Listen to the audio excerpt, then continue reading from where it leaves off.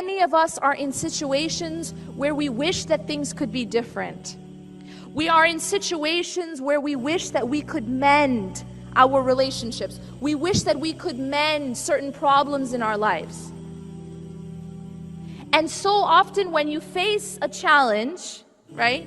You face a problem, the first thing we think is, how am I going to go to the means, the creation, to fix my problem? So for example,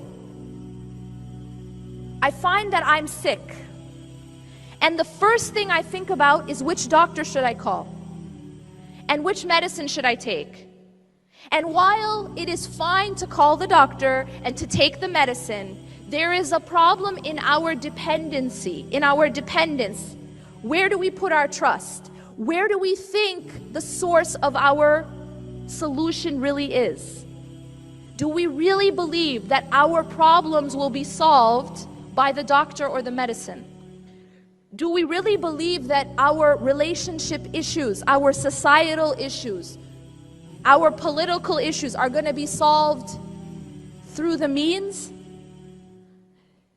We have to realize that the solution is in Allah subhanahu wa ta'ala, and the healing is in the Quran. When you look at the Quran as a healing, you can break it down into different categories. The Quran is a healing for two of the most common emotional problems that we suffer from. Two of the most common psychological problems, psychological challenges that we suffer from. And those are depression and anxiety. We will go through hardships. Allah subhanahu wa ta'ala tells us this. وَلَنَبْلُوَنَّكُمْ بِشَيْءٍ مِّنَ الْخَوْفِ وَالْجُوعِ وَنَقْصٍ مِّنَ الْأَمْوَالِ وَالْأَنفُسِ وَالثَّمَرَاتِ وَبَشِّرِ الصَّابِرِينَ. Allah says, we will surely test you of something of fear. And here, realize Allah is telling us that He gives us something of fear. Shay. It isn't all fear. It isn't fear like fear in the hereafter fear. It's just a little bit of fear. And this is part of dunya, part of the test of dunya. Yes, we will go through hardships. And He says that we will test you with something of fear. You are going to experience this emotion. Why does Allah give us this test, however? When you continue these ayats, you realize that it is actually for our own good. So Allah says, we will surely test you something of fear and hunger and loss. Loss of what? نقص من الأموال والأنفس والثمرات. Loss of wealth and souls and fruits of your labor. You know that this life, sometimes we lose money. Sometimes we lose property. We lose things that we have. Sometimes we lose people in our lives, people that we love.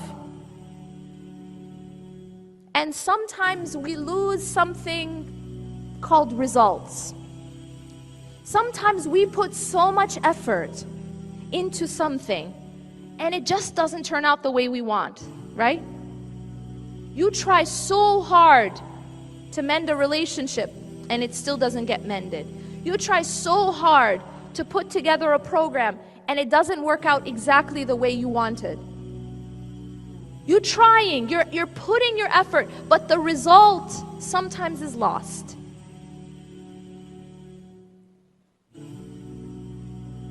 Thamarat, this is the result. This is the fruits. You know, when a farmer puts so much work, right?